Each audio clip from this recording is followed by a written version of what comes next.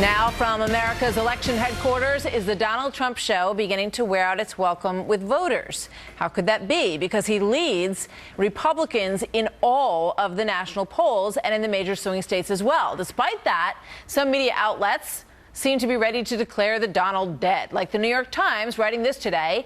Though the New York real estate developer still leads the Republican field in national polls, Mr. Trump's ability to command voter and news media attention simply by being outlandish and bombastic his self is starting to wane, according to them. Here's Doug Schoen, former advisor to President Bill Clinton, Monica Crowley, online editor for the Washington Times, both Fox News contributors. So the suggestion here by the New York Times, Monica, is that because, they did a media analysis, which, if for those who don't know, it's like how many times was Trump mentioned in all of these different publications. So the media might be writing about him a little bit less. And they say, because the New York Times feels, this would be the only measure of popularity, must mean that he's waning. Yeah, this is classic New York Times wishful thinking, trying to gin up a story where one doesn't really exist.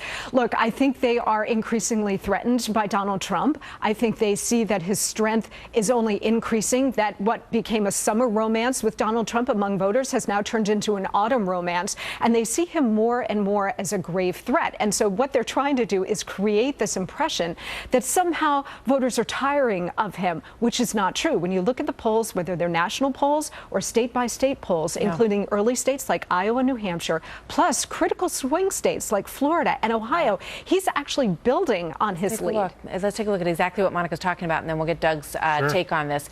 These are, and we have to make sure we're very clear about this, so this obviously is him in the GOP race for the nomination. You see Florida, 28%. Let's move it along. You've got Ohio, I think, coming up next here. Ohio, he's at 23%. Closest is Ben Carson. Let's pull up Florida, Pennsylvania, where he's at 23. Carson is also in second place there at 17. But let's take a look at one other thing here. And this is the next poll, which shows how he stacks up against Hillary Clinton. And this is something that people are also paying attention to, because in those same swing states, he loses to Hillary Clinton. Doug, what's your take on all this? Well, first, on the Clinton data, he's losing these states. The other two are tied. Within the margin of error. Yeah, within the margin of error. The dynamic that I'm seeing in the polls, and for better or worse, I've spent too much time in my career looking at polls, is his support has largely leveled off. He hasn't really dropped. People like Ben Carson, Carly Fiorina, Marco Rubio have come up a bit.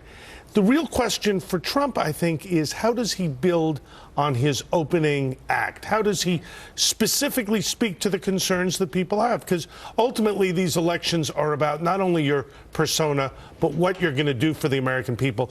Trump put out his tax plan. I think it behooves him to continue to talk about issues, issue detailed plans, and say what he's going to do. That he's the only one who has come out with real specifics, according to Donald Trump and his supporters. I also want to get your thoughts on these, top three: Fiorina, Carson, Trump. And one of the really interesting things that we see happening here is their responses. We had Dr. Ben Carson here yesterday responding to what some saw as an insensitive comment about the shooting in Oregon. He said, no, that's exactly what I meant to say. And here's why. They don't back down. They don't try to backpedal and figure out what the right answer is supposed to be, Monica. And I think that is precisely the source of so much of their enormous support among the base and other voters. I mean, I hear Donald Trump has crossover appeal to moderate Democrats, union folks, and so on.